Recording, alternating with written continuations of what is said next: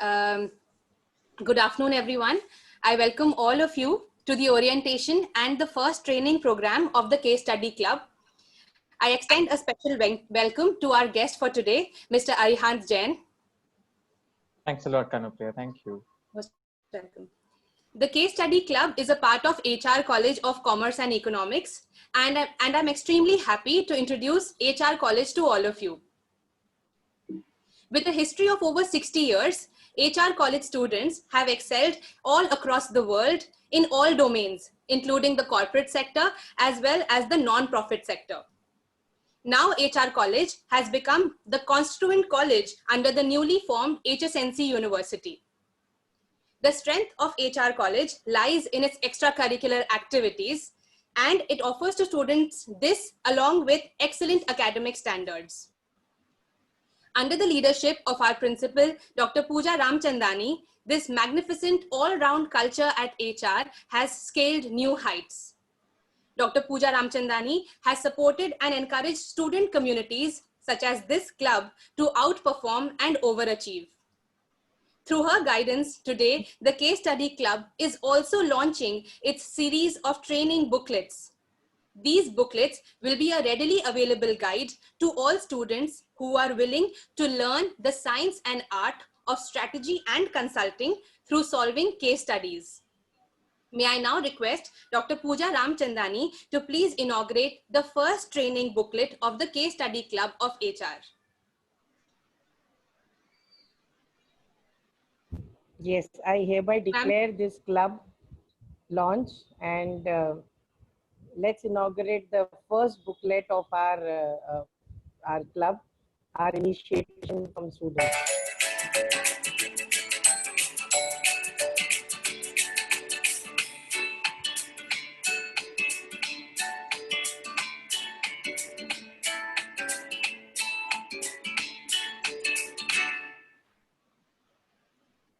Thank you, ma'am. May I now request you to please say a few words of encouragement for all the students present here today.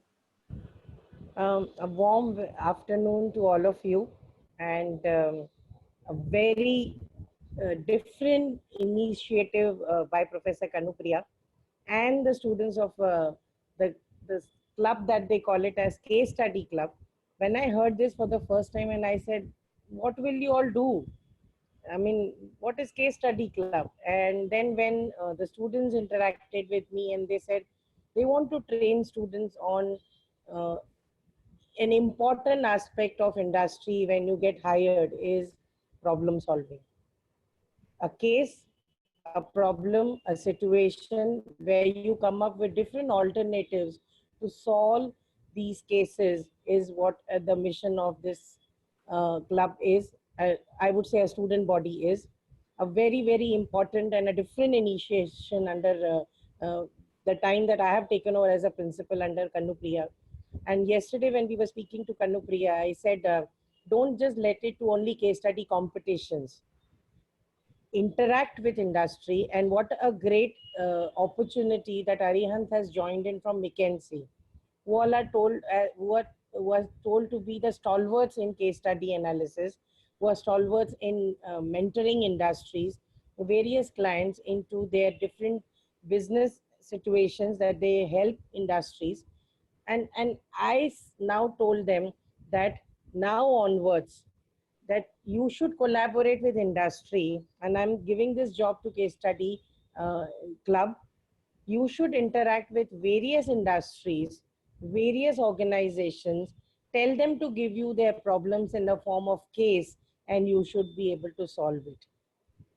With this mission, I hand over the responsibility of Case Study Club to Professor Kanupriya Sharma. And since Arihant is with us, I would request Arihant to collaborate with us through a memorandum of understanding that you will give our students, give them simple cases first, but you don't know where HR students are. They are so smart that they can give you simple solutions to very, very complex situations and problems in an industry.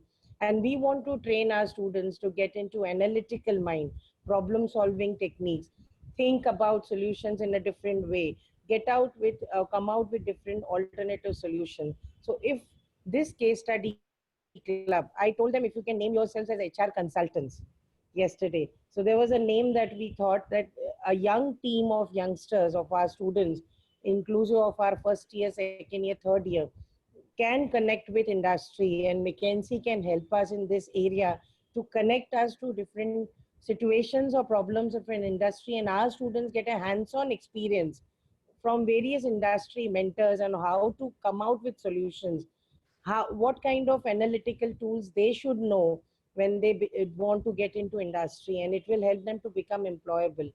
The whole objective, as Kanupriya told you, that we have become a university, is what we were doing with Bombay University. We are happy. We were following their syllabuses, but somewhere we were feeling like we are a bird in a cage. We were allowed to flap our wings, but we were not allowed to fly. So today, an opportunity given because of our NAC rating and our students' performances, as Kanupriya said, that HR college students are spread worldwide. We are a small college, a one single stream college, but our students are spread across the globe into every industry, and our students are appreciated whenever employers come to us and say HR students are the best. I'm feeling proud when I'm announcing this or saying this, because the opportunities that we give to our students is not just bookish knowledge, is not just the syllabus, and this is where the university as a dream come true came to us as an opportunity, where government of Maharashtra recognized our efforts in HRKC and Bombay Teachers Training College, and have allowed us to establish a public university. So now we are not under Bombay University or Mumbai University, we are their competition. Maybe we are a small baby with 3 colleges, but when it comes to our strengths and our students, we are far, far, far, far better, because we have been doing 60 years of our history where HR has been giving opportunities to our students to grow, excel as leaders. Yesterday, I was telling some of the group of students that I am not here to create volunteers, I am here to create leaders. And leaders need to take decisions, leaders need to analyze problems. And this is where the birth of this case study club has come into picture, where students themselves have come up with an idea that they want to solve problems of industry, problems of society. And this is where I want McKinsey and other industry people to connect with us. Give us these problems. Maybe you all look at those problems as complex problems, but my children look at those problems as an opportunity to tell you in a simple way how can we solve the problem. So maybe a case study club should do a complex problem of an industry once a quarter, work with that industry, work under their shadow, and give them solutions. And this is where I congratulate and I wish all the best to my HR consultants, the case study club of HR college, so that tomorrow I should become a role model that whenever there is a problem, they have to go to HR college students. And this is where we are looking at this great opportunity by students themselves. You would see only one faculty and one principal, and the entire batch of members are students here. So Arihant, this is where we need your support, as McKinsey is a very big name for us. And this is where we need your support to connect industry to our students, and my industry students get a hands-on experience on solving cases. So hearty congratulations on this inauguration of this new idea, new initiative. I want to see one day that your Prime Minister calls you and says, Beta, I'm in problem, will you solve this for me? So this is my dream and vision for this club, and all the best for the new initiatives that you're taking in this club, which is HR Consultants, the case study club of HR College. So all the best to all of you. All the best. Thank you so much, ma'am. Those words have lifted our spirits to no extent. We are all flying very, very high in the sky today, thanks to your words. And we assure you that HR consultants, as you have kindly renamed us today, we will take the HR college to new heights, and we will make sure that the industry recognizes the talent of HR college and its students in problem solving, strategy, and consulting. Thank you so much, ma'am.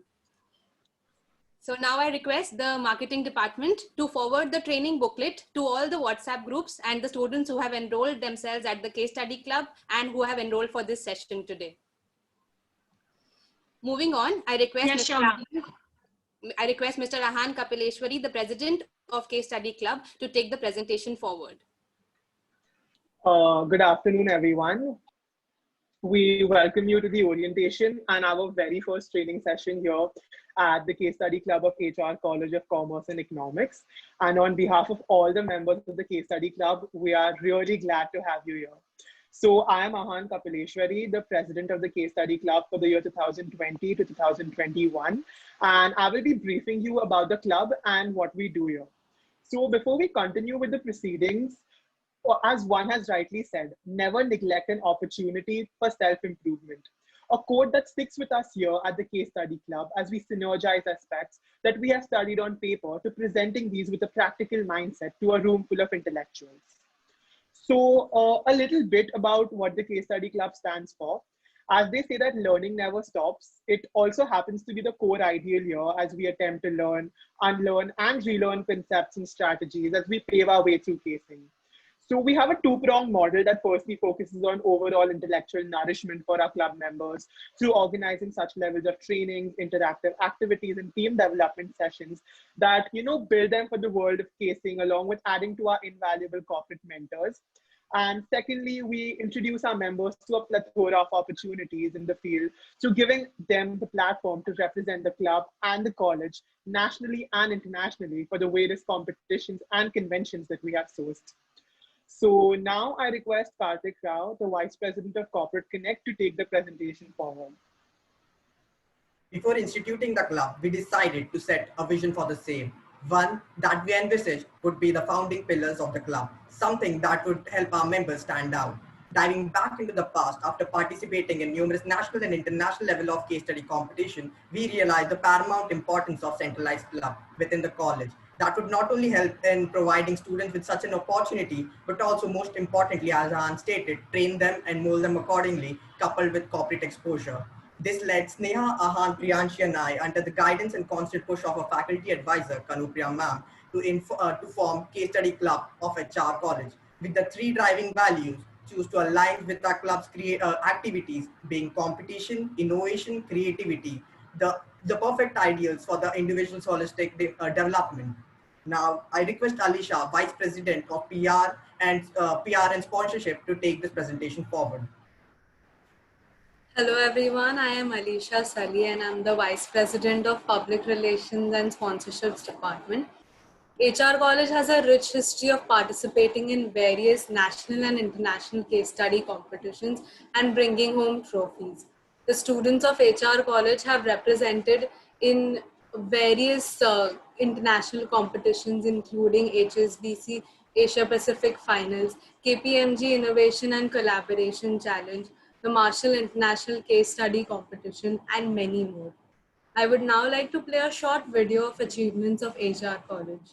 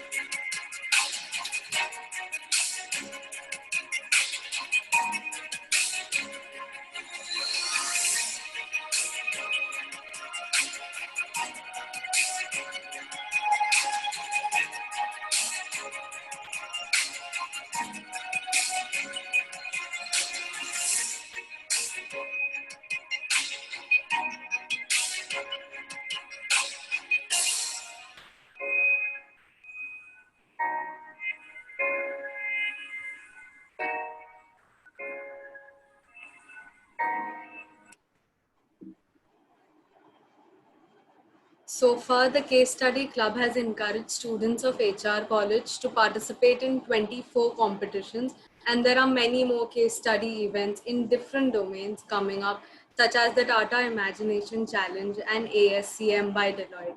I hope you all are very excited to participate in them as much as we are to bring them to you. We want to help you make the most of your college experience by not only having fun, but also challenging yourself by participating in these competitions.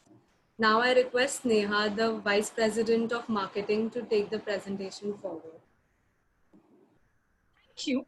It gives me immense pleasure to introduce you all to the team of 2021. Let me introduce you to our faculty advisor, our very own Ms. Kanupriya Sharma ma'am, whose patience and guidance are the backbone of our entire team. Secondly, our student advisor, Ms. Nikita Mulchandani and Mr. Roshan Harris, both recent graduates of our very own college. Both of them have extensive experience in case study competition and have represented college on various national and international levels. Their constant support and encouragement has made Case Study Club what it is today. Secondly, the hierarchy of this year. Presenting to you the President, Mr. Arihant Kapileshwar, Vice President of Competition, Ms. Anaita Hirani, Vice President Training and Development, Ms. Rita Vira, Vice President Public Relationship and Sponsorship, Ms. Alisha Sali and Mr. Kasheshwar Tripathi, Vice President Marketing, Ms. Neha Singh, and Vice President Corporate Connect, Mr. Karthik Rao. With this, I request Rita Vira, the Vice President of Training and Development, to take the presentation forward. Thank you, Sneha. I would now like to call upon our speaker, Mr. Arihant Jain. He is currently working with McKinsey Knowledge Center as an analyst. As a part of his projects, he has worked with private and public sector clients on key areas including business expansion strategy, organization restructuring, and foreign investment strategy. Thank you for coming today, and now the stage is all yours. Hi guys, thanks a lot for the opportunity to, for me to come here and share my experience with you. I think I really want to congratulate you, the faculty, Ms. Kanupriya, Mrs. Pooja, and of course the students as well, right? Because in 2018, I graduated myself from Hindu College, right, in Delhi University. And we didn't have any platform like that where students were so involved in so proactively doing something like this, right? And also the teachers itself, that the teachers are taking so much initiative that you guys on a Saturday are doing this inauguration, right? So I think it really speaks about the kind of opportunities you want to drive for the students, and also the kind of the direction you want to take forward for the college. So I really want to commend you on the initiative that you have taken here. So I think kudos to that.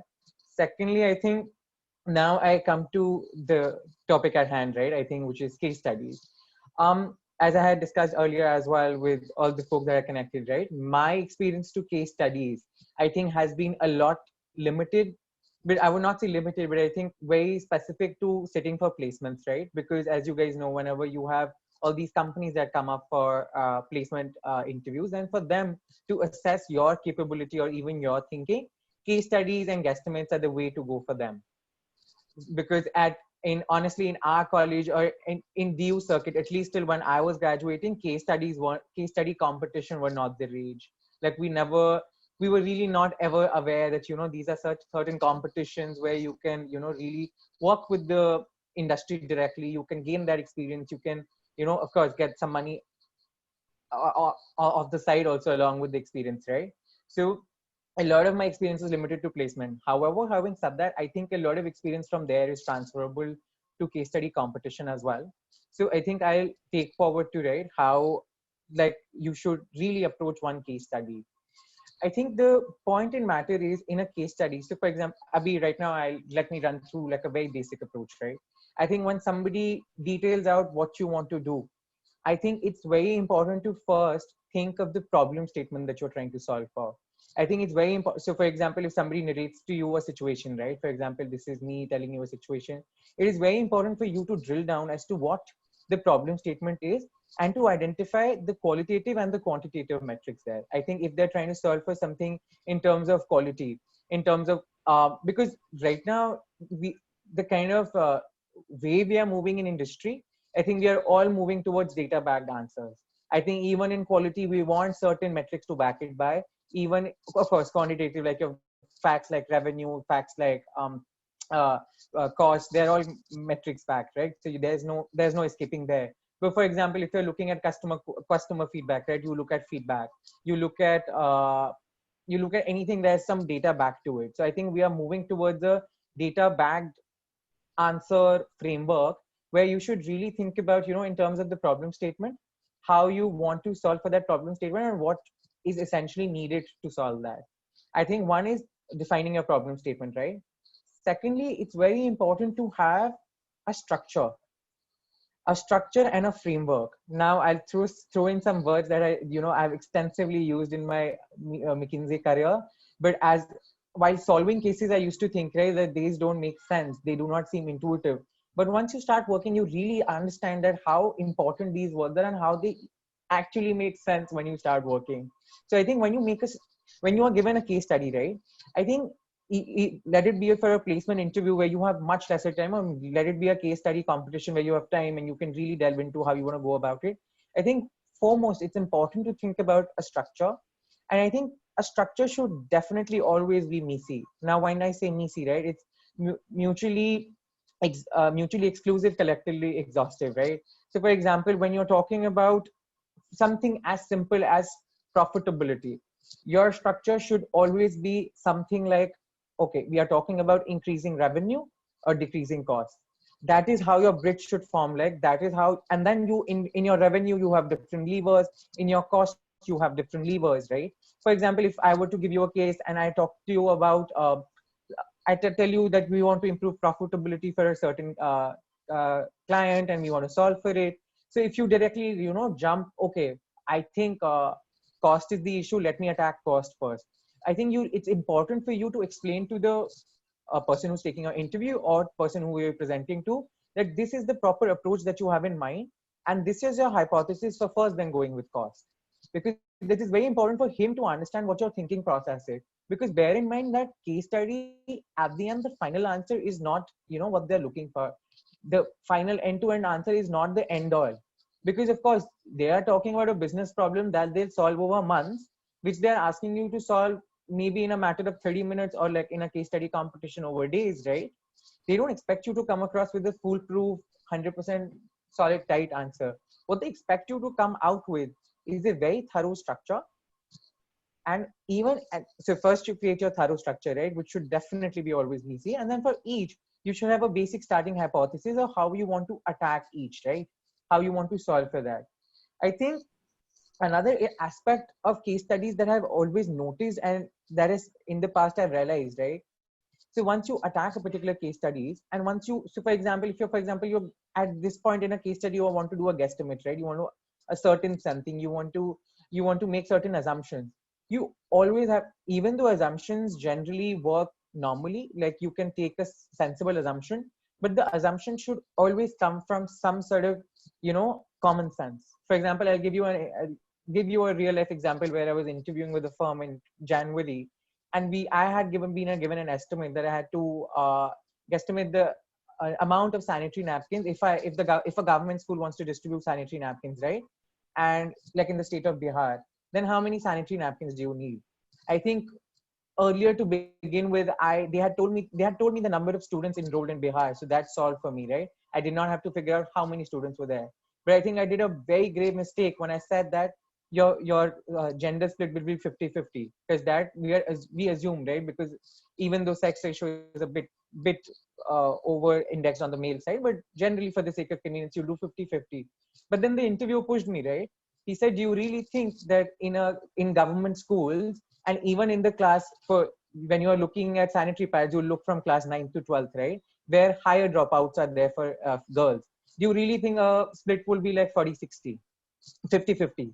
Well, so then it really, I had to incorporate, because I have to put context into there. I have to put here it was a very situational context. In everything, you have to put an industry context, right? For example, the kind of industry you're trying to solve for, what is the existing context of that industry? What is the current scenario of that industry? That is very important to understand, I think, in that respect, how you want to solve for that. The third thing which I see, right, is also something about how it helps in your career prospect, as I saw on the previous slide. I think it is always an asset that you have. For example, the competitions are definitely an asset, right? But the fact, if you are just in a case study club and you are even not, for example, if you don't win a competition, right? Let's hope that doesn't happen. But for example, let's assume you don't win any competition. But even the kind of experience and the thought process that develops through the process, I think that's amazing, because early on you get the experience of really thinking out in a structured manner. And that's what case studies are all about. It's not arriving at the final answer. It's how about how you think of a problem, and how in each problem you think of sub problems. It's more to do with your, and once you think of the problem, then you problem solve, right? Which is another very common concept that is used, problem solving for things. That is, you've always problem solve for things once you approach at the structure, right? Because if you don't know what you need to solve for, then how will you problem solve for that? So I think it is, in case studies, it is very important to have a particular structure, have right assumptions, right hypothesis in place. And also, I think it's third thing is very important, is that you should be able to defend whatever you say. If you have written a number on your, for example, this is an interview, or this is a case study competition, right? For example, I'm saying to the interviewer, this is my assumption, or I'm writing in my case study that this is the number that I want, that this is my assumption, right? This is 70-30 split, for example, in something. You really need to have a solid backing of why do you think that assumption arises. For example, there's this very common example where, people say that, okay, if you want to take an 8 split for India, what will you take, right? So that India's population is over indexed on the young side. So for example, your 0 to 20 age is like 20 to 30% of the population, right? It's not an equal distribution. So you really need to think of what your assumption is.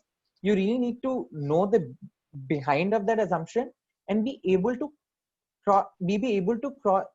indulge that assumption in a cross question. Because more often than not, people do test you to figure out. Of course, there is one way, right, that people guide you, right? That is your assumption correct? Maybe they do think it's wrong and they want to guide you in the right direction. But there's always the flip side where they figure out that, okay, they're very strong in their assumption, it's the right assumption, but I want to really see how they came about it, right? I want to see that if they can defend this assumption. Because more often than not, students lose their calm, right? And they're like, okay, we'll think about it. Or maybe you're right. Okay, you are saying 50-50, let me take 50-50 instead of 70-30. But if you have come across with a number, make sure you're very sure about the number, and make sure you are able to defend that number. I think that is very, very important in a case study. Anything and everything that you say should be structured. You should come with a sensible hypothesis, and you should be able to defend that hypothesis. I think that's the basic of any case study competition or case study interview. I think I had some talking points, so I'll continue in that manner. Then it was about how my journey has been, right? From being a student at Hindu college, then going to McKinsey, and what my work life is, right? I think in college, to be, I did my 11th, 12th in commerce. After doing accounts, I really wasn't interested in doing BCom. I just didn't want to do it. I was really passionate about economics. I thought that subject made sense, right? Intuitively. If you do micro, and now you, like when you do micro in 12th class, you really understand how they think about individual behavior, how they think about how individuals make decisions. And that is essentially what you solve for, right? How will this individual react in this situation? For example, in a business case, for example, if I were to do this, how will my customer react? So I think that really appealed to me in case of a microeconomic course, right? That how do people react? And then to have an analytical thinking about it as to, if this I do, what are the possible alternatives? So I think that's what really excited me. And that's why I think I took economics in my undergrad. After I think doing first year, second year of my undergrad, I was involved in Enactus. That was the time when Enactus was really picking up in Hindu college. We were involved in a project. I think I was always, personally, I do want to contribute to social causes. I was involved with volunteering for National Service Scheme. So I was involved in that in my first year. I was definitely involved in my department fests, right? Like you guys involved in the club, I was involved in my department fest. And I was involved with Enactus where I was leading a project. However, having said that, I think definitely I could have made more of my college experience, but I think I did good, right? What I did, I was able to lead a project in Enactus. I was able to close that project in Enactus. I think. And something that would come shocking to you would be, I did not do any internships in my college, right? And one was basically, I just realized I was too late to the bandwagon when I thought about doing an internship and thought about approaching it. Now people are so active on LinkedIn, right? Students are so active on LinkedIn. I get so many LinkedIn requests from folks, and then trying to connect and asking about an opportunity. I was never like that, and I think that is something that is a personal experience that comes from me to you, right? Be proactive, do that reach out, do look for that opportunities even at this level, right? Because people are always willing to give, especially in startups. I think my suggestion is always, right, even in established organization, internships are generally more for brand than the actual work you're able to do. But for example, if you go in a startup, they do need a lot of people to work, because they do set unrealistic targets, and they do want people to come and really perform. And in all of these established organizations where you do the internships, right, even though it's a good brand, and sometimes people are able to do fantastic work, right? I'm not denying that, but I sometimes feel that you're a lot lost in bureaucracy of the established organization, because there are processes that you have to follow, there are things you have to follow. But in an internship in a startup, I think you're just free to float and free to, how you want to make a journey out of that. So I think do that, do those internships that, get you that experience. However, I never did that. And it worked. In hindsight, of course, it worked out well for me because I was able to get a job with McKinsey, right? I think then when coming back to why I made the decision to join McKinsey, in my personal experience, I don't know how it happens in HR, right? I think you sit for interviews in our college. You have categories of companies that come, right? You have the A category, you have the B category. So if you get placed in an A category company, you don't get to interview with any other company possible. So I think McKinsey was the third company overall to come to our campus. The first was EY, and I made it to EY, right? And so then EY was a B category at that point. So then we moved across. Then I sat for McKinsey interview. And I think some highlights from a McKinsey interview, if you want that, right? As an analyst, I think it was, of course, they did ask me about, because I was going into a knowledge team, they did want to check how solid my basics of undergrad were, right? Do I know eco? Like, do I know what a GDP is? Do I know the basics of it? It's not about the definition, but am I able to explain what the concepts are? Similarly in BCom, right? So they did ask me some BCom questions, which were very basic, like commerce level questions, right? Account. They did want to understand whether I know the concepts or not. They don't want me to solve balance sheets or P&L. They don't want me to define these terms as I put it. They wanted to understand whether I understand the concept behind it and how it works.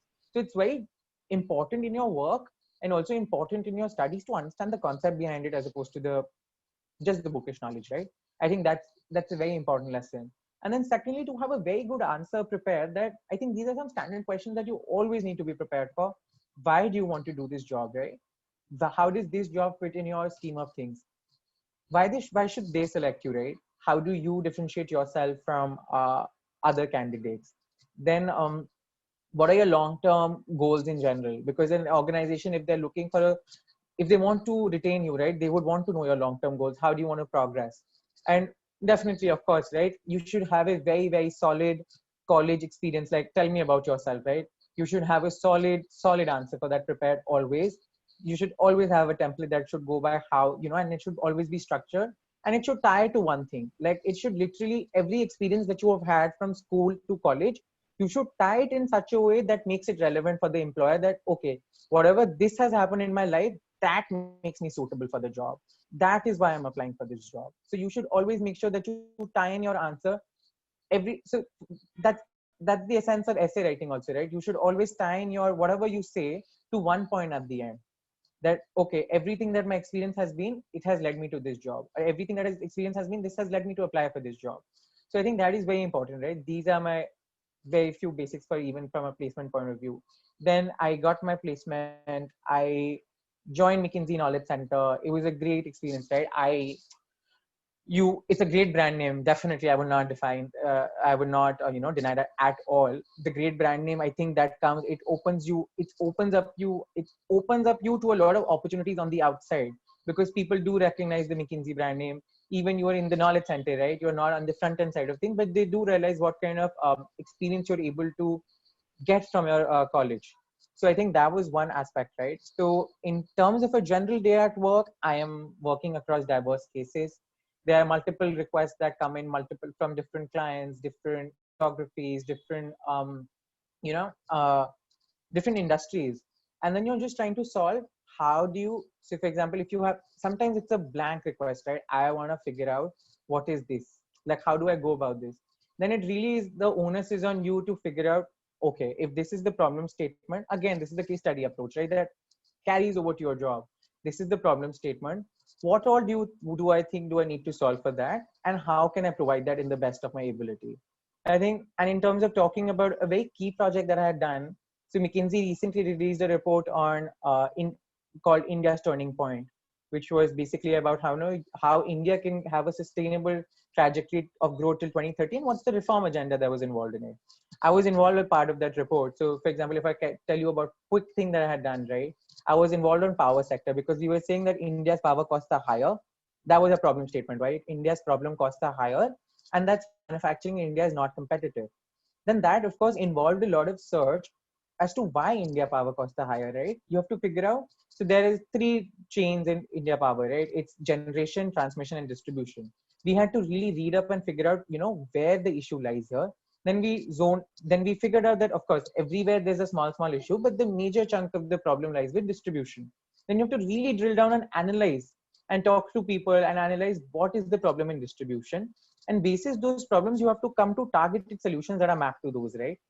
And of course, you have to then think, once you come up with the solutions, then you have to think about the whole aspect of feasibility, whether you can do that. Then, of course, when the government comes into picture, right, in terms of government, in terms of cost, I think that is the entire end-to-end thought process you should generally have for any case for that matter. So I think that's my 2 cents from that, right? In terms of my in terms of my experience that I've had from college, and in terms of just the work experience I've been able to get. And from my current experience of work, I'm actually transitioning in my role right now as we speak. Yesterday, I made a transition where now I'm transferring from McKinsey Knowledge Center, and I will be working in the strategy office of McKinsey India. So the company that makes strategy for all the organizations, I'll be working in the strategy office for that company, and we'll be, figuring out how to make McKinsey the best consulting company in India. So that's our problem statement there, right? There's always a problem statement in everything that you do. You really have to figure out what do you need to solve for. Then I think, again, right, I have gone into the basics of what a case should be, how my experience has been. I think another third thing is, which a key factor was highlighted was, right, what are the aspiring things to keep in mind for a management consultant? What are the, how do you think about it? I think I would talk about the skills aspect of it, and of course the college aspect of it, right?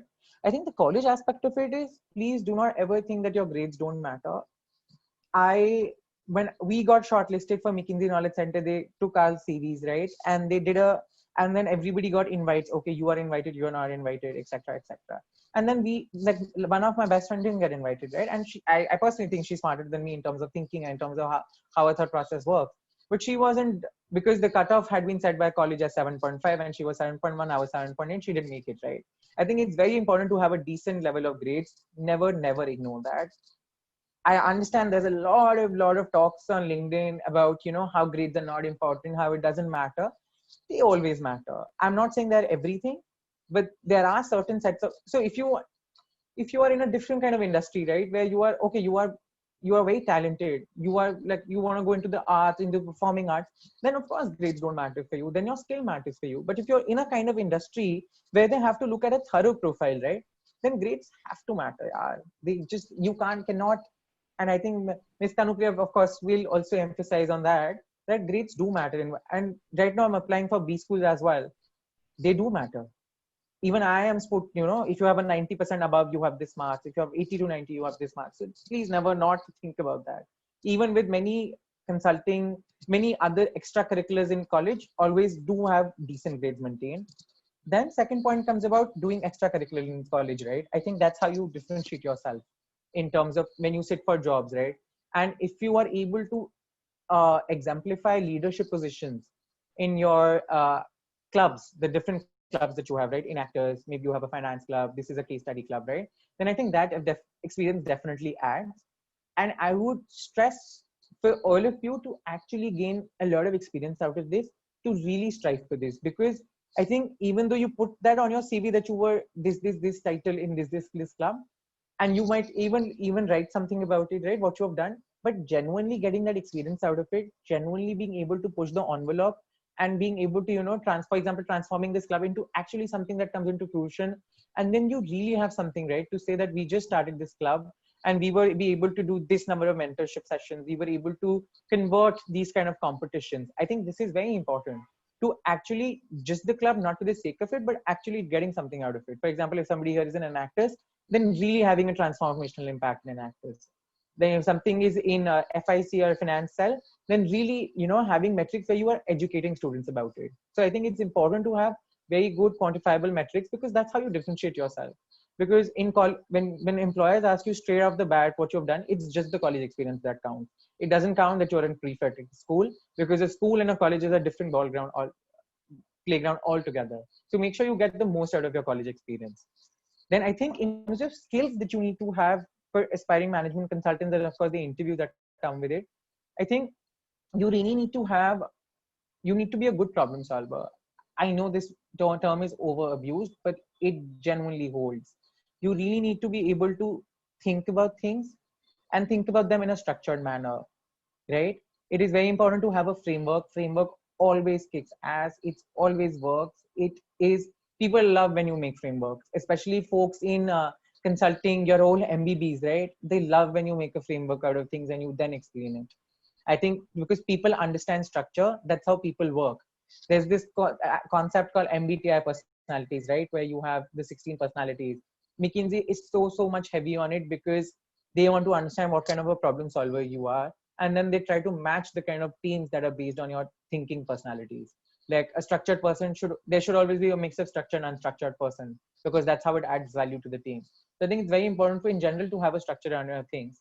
The second is definitely about uh, communication. I think what you really need to, I think it's as much as it is about confidence and having a script prepared to answer for questions, you should be really be able to communicate what the person is looking for. For example, if I talk about slides, right? Slides as in PPT. So for example, if you're presenting in a case competition and you are presenting one slide, like your one slide is it should be very structured, let's put it that. And the first line, right, the title, that's called the that's how, like in a McKinsey deck, for example, if I tell you that you have, like, this is a 1-pager deck, right? You have 100-pager decks. And the way it's supposed to work is that if I, as a partner, for example, I'm reading the deck, and if I just read the first line of the deck, right, and I don't read anything, it should be a storyline for me, that how I'm going from identifying the problem to solving to identifying the problem statement, looking at the root causes, and then providing recommendations, right? It should really flow like that. So a page, you can make anything out of it. It should really be structured. It should really be, it should communicate what you're trying to say. I should not be looking at the third, fourth line of your page to figure out what the answer is. When I look at your page, the answer should literally scream at me that, okay, this is the answer, right? I think, for example, if I ask you top 3 skills that, just tell me. So sometimes people have this habit of, okay, my top 3 skills are 1 A, and then you explain, 2nd A, and then you explain. So generally, sometimes person is just looking at 1, 2, 3, and that's the answer, right? Always think about how do you want to present your answer. Even in a case study, I think it's very important there's this concept called top-down communication, right? Which McKinsey thrives on. You'll read further. It's called the pyramid principle. For example, this is your pyramid, right? This is your conclusion. The pyramid top is your conclusion of everything that you have done. And these are all your supporting arguments, because the way it structures it, right? You should always start with what your conclusion is, and then you should support it with facts. For example, I'll tell you from my experience, right? When I was on the McKinsey project of that report, when I was working with my EM, I generally used to go to her and I used to detail the process. I said, okay, I have done this, then I did this, then I did this, and this is what I found. So the push was always, right, to tell her what I found first. Okay, these are my findings. This is my conclusion. This is how I approached it. And this is what happened. So that's how your thing should be. Your conclusion, your supporting facts, and how you went about it. I think that is very important in terms of your presentation. I think, guys, of course, I really like having candid sessions. Having said that, I think I've covered a lot of basics that I could probably from my experience transfer to you. But I would definitely like, I think there are two options that we can go right now, right? I think one is that you could definitely do a Q&A with me. I would be more than happy to answer, and very candid answers you can expect from me. Second is that we can probably do a short case, right? For example, a case, the report case of course doesn't work for me, but a case that I actually did in certain interview and it really struck me, right? Like it was a very quick case, but it really boiled down to how you think about it and how you solve for the problem. So I just give up to the presidents or the vice presidents to decide how they want to take it forward. So I think, Mr. Arihant, you have brought out such important points. I would just like to, reiterate for the benefit of everyone.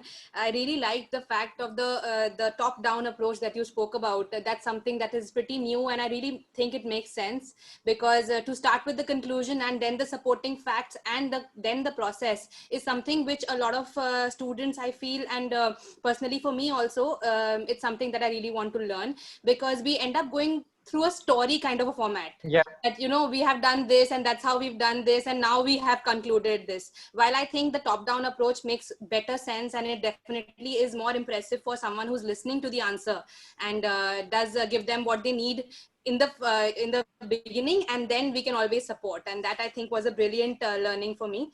I think personally Kanupriya, just adding to that, I'm so sorry.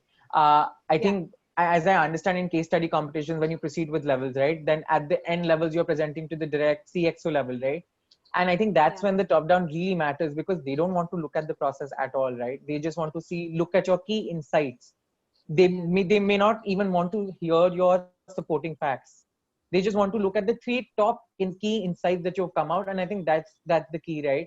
To really have your thought process and also the written or the oral communication in such a structured manner that the insights are first and then everything after.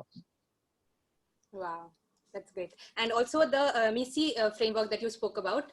So could you elaborate a little bit about that before we start with whatever we have planned next? Sure.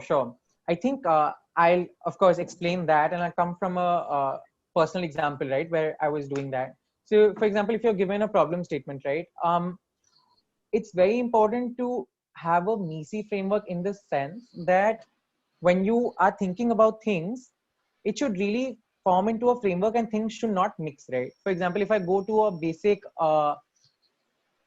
profitability question, right? You really need to think that there are two aspects of profitability: revenue and cost. And then in revenue, you can just have revenue enhancing one, and in cost, you just are supposed to have the cost reducing ones. That's what, because the things are then not colliding. It's not that if you think about this revenue, then it will affect the cost, right? I think then it's very important to have it in such a way where when you talk about just one aspect, just the one aspect gets described. For example, I was doing I'll tell you guys, I was doing a quick market entry case, right? And they asked me, so they just gave me a very blanket problem statement that the client wants to enter into this Jan Aushadhi kind of stores, right? Market, and how do you go about doing it? So for that, you really have to come with a structured framework, and you really have to think about things that, they are very distinct, and they do not, in terms of things, you have a structure, and the one aspects of one thing do not collide with the other aspect. So I think what if I were to tell you, right, one was regulatory context, right? What is the currently regulatory context of the market? How does it work currently? If it, government allows me to set up stores there. I think that was one point. The second was, what are the market dynamics in terms of competition? And isme there were multiple aspects, right? So for example, I have a regulatory context, I have the market dynamics, right? I had, okay, how much concentrated is this market? Is it penetrable? Is there an opportunity for, a partnership? So I think when I looked at the market dynamics, I was looking at from a competitor side of dynamics, and then I looked at the various options under it. Then I just focused on the consumer side of it. That will the consumer want to go to me? Will the consumer want to come to me as there are so many competitors that are existing? Will the consumer be willing to come to me? So I was then looking at a consumer point of view. So I looked at the regulatory context. I look at the suppliers existing. I looked at the consumers, and I think the point was then I looked at what will be my distribution strategy will be like. I think that's an internal process. How will I manufacture it? How, so then there are also steps to it. Do I manufacture or do I import? How do I distribute it? How does it reach the end consumer? I think that was, kind of structure that everything is very distinct, but together it solves the collect problem.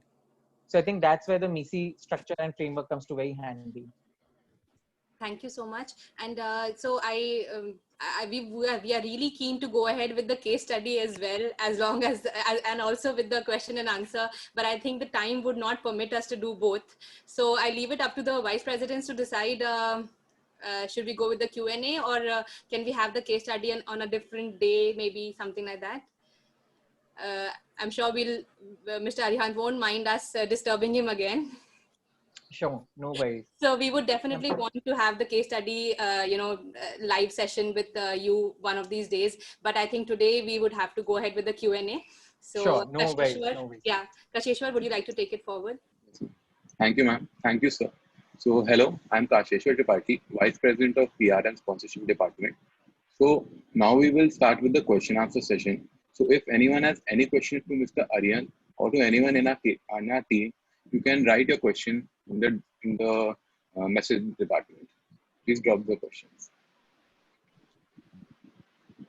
And sir, I have one question for you from my side. Sure. So what are the common attributes of consultants who excel and advance quickly in this industry, who grow? Since you have to be successful in whatever industry you enter, what are the common attributes of that? I think you really have to be smart. I think people do appreciate smart people, right? You really need to be a quick learner because you are thrown into different contexts one after the other. And it's very important for you to, grasp things quickly. So even if you're not that kind of person, I think it's very important to, have that mindset and have the very open mindset to working on different, because in a management consultancy, you are one day, okay, I have seen it happen, right? You are one day working on this project, next day, okay, the partner wants you to come on that project. The third day, the partner wants you to come on that project. So I think just the openness to do that, and also the ability to do that, I would say, to have the kind of mindset that, okay, whatever problem comes at me, I'll be able to do it. Then also people do appreciate structured thinkers. People do appreciate clear, effective communication.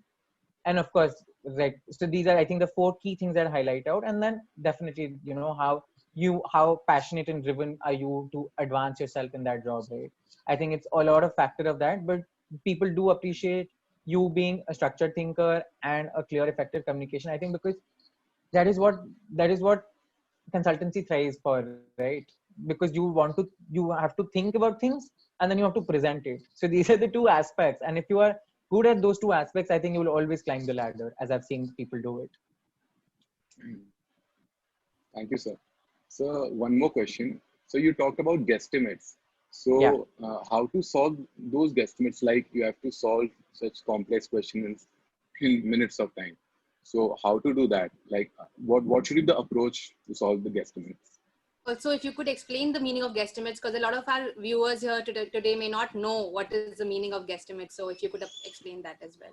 Yes, sir. Sure. So I think guesstimates can be anything and everything, but in terms of explaining a guesstimate, for example, you don't have any metric, right? For example, estimate the number of cars in Delhi. So it can be anything as abstract as that. Or no, for abstract, it's actually, I've heard cases like estimate the number of golf balls in Delhi. That is something abstract, right? That's something which is very tricky. Or something which is a bit easier to solve, like something number of cars in Delhi, requirement of paint in Delhi in 1 year. So these are cases and here, let me just put it across. They don't care about the final answer. They just want to see how you think about things, how you approach it, how you drill down to your answer, and how you can back your assumptions, right? For example, I was telling you about the whole Rajasthan case where I said, okay, in a government school, sex ratio will be 50-50, which was wrong on my part, because of course you have to know that girls drop out so much. So it will be something like 40-60, 70-30, right? So you really need to have those solid assumptions. So in terms of quick tips for a guesstimate, I would strongly suggest when you are given a guesstimate, think about time to solve about the framework that you want to have. People are always willing to afford that time, I think. So that's always good, right? then think about from which aspect do you want to solve that uh, question. I think, like for example, number of cars in Delhi, right? Do you want to solve it from demand side, basically how many cars people have in Delhi? Or do you want to solve it from supply side, and how many cars are sold in Delhi, right? But of course, here you would want to go by a demand side because it makes much more sense, because then you will see, okay, there are these many families in Delhi. The population, the income of this population is high and this is low. So you cut out your BPL because you would assume that the BPL would not have a car, right? Then you think, okay, then you have a household approach. Then you think, okay, these are the above household, they might have 2 cars per household. The lower middle income will have 1 car per household. So I think that's the approach, right? You just really need to have to think as to it's drilling, right? It's basically drilling. So for example, here I told you, right, you look at Delhi's population. Here you split by household, right? For example, I'm telling you Delhi population is 10 crore, I think. Yeah, I think so. 10 crores. So then you divide it by number of household, right? How many households are there? You know, in a general Indian household, 4 to 5 people. Let's talk about non-joint, right? But 4 to 5 people.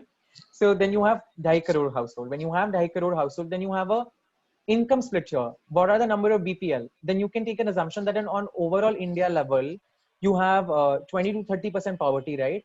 I would think that in Delhi, because it being a capital state, the poverty will be lot lesser. Maybe it's 10 to 15%. So your 2.5 ka 10% gets cut across, right? Then you have lesser number of household. Then you then further segment it. Okay, I think these are the number of high income, these are the number of low income, these are the number of middle income, right? And per category, I think 2 cars in middle income, 2 cars in high income, and one car each in middle income. So you just have to have those assumptions and then be able to effectively drill down and address all segments of the population. And always, I think there's always been a key where people do ask, you know, so also, for example, that this approach might be a totally different number from the answer is. For example, I come out at 10 lakh and the number is 50 lakh, right? This is completely fine. They just want to see how you're approaching things. Are you factoring in everything that needs to be thought of? Are you not doing that? Second, sometimes they always have this habit of uh, um, triangulating your number. This is a very common aspect in even us working, that okay, you have found this one number, ये है, इसको triangulate कैसे करेंगे? So generally always think of a second approach, or try to think of a potential second approach, how you can triangulate that. They don't want you to ever solve the second approach, but they always want you to think from a different point of view. So that because so much you have drilled down in the demand side of you, right, in terms of the how many people own cars, you are very deep into it. Then you really want to think about from the other side of sales. So even though your answer might not match, but you really have to, that is the consulting, right? You have to think from a 360-degree point of view. So I think that is one thing that you should, these are the key tips how you should approach a guesstimate. I think we can take one more question, Kasheshwar. Avantika's Yes. question. Yes. Yeah. So sir, there's a question from the audience. So, what is the normal day of work for a management consultant in his or her office? So, if you Sure. could decide, yeah. I think I'll talk about when I was staffed in Bombay. I was actually in Bombay for 7 months last year. I used to travel. So let me tell you a usual week, right? I used to travel Monday morning.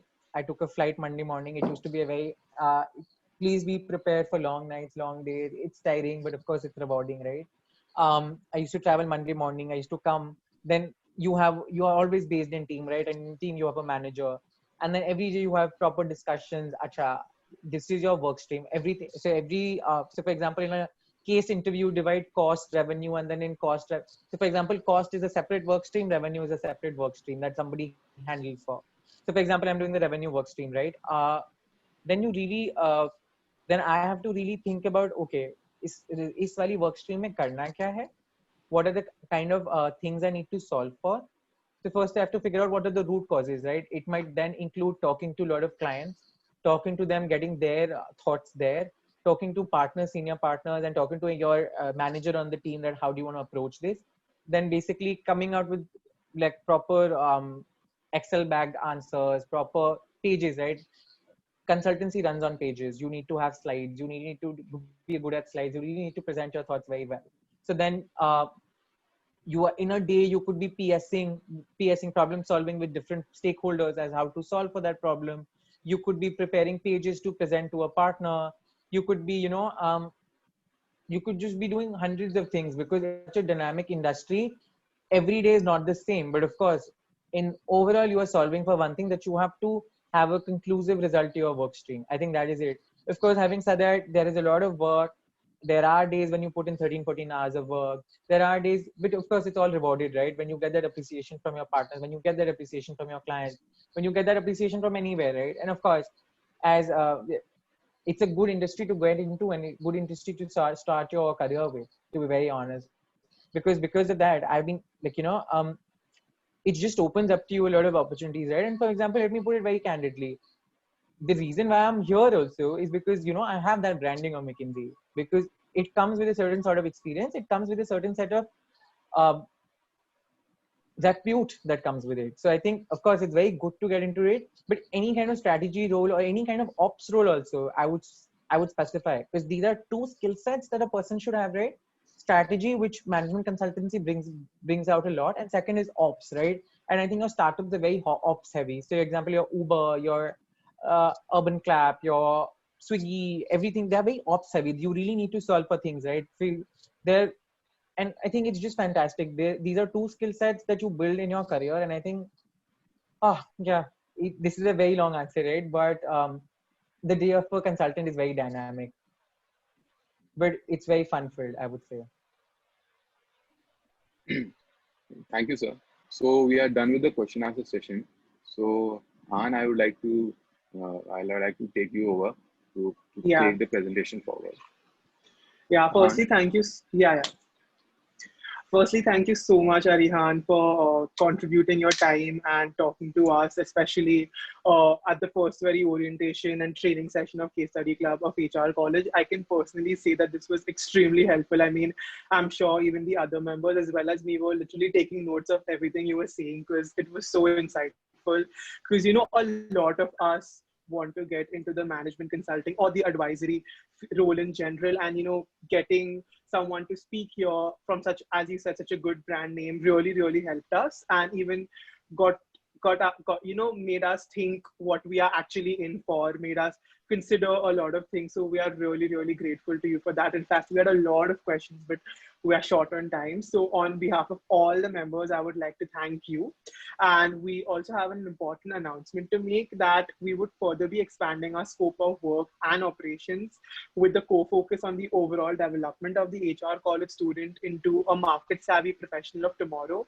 And hence we will be introducing consultancy as another vertical, which would also be one of the core visions of the club, with a new name and identity, but obviously the same people and thoughts. So stay tuned on our social media handles to know more. And lastly, I would like to thank our principal Pooja Ramchandani ma'am, Vice Principal Naveen Punjabi sir, for giving us the opportunity to conduct the orientation today. And of course, all the students who attended and supported us, along with the technical team consisting of Anahita Hirani and Avantika Singh, that helped us sail smoothly virtually throughout the past hour and a half. So thank you so much once again, and stay tuned for more.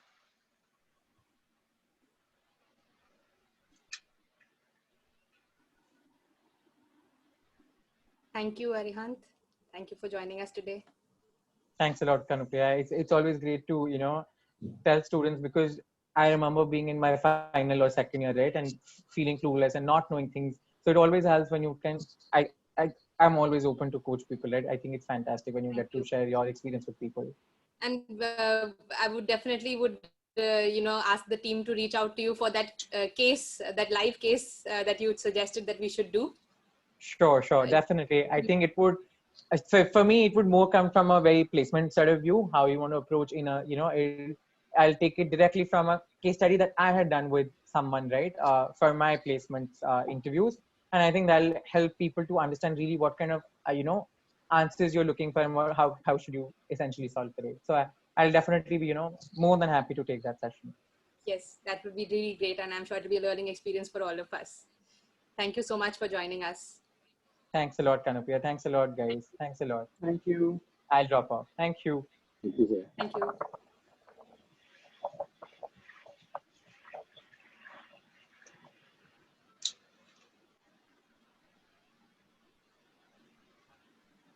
I think, Anahita, have you recorded? Yes, ma'am. Okay, great. So we'll have it recorded for future reference as well. Thank you, everyone.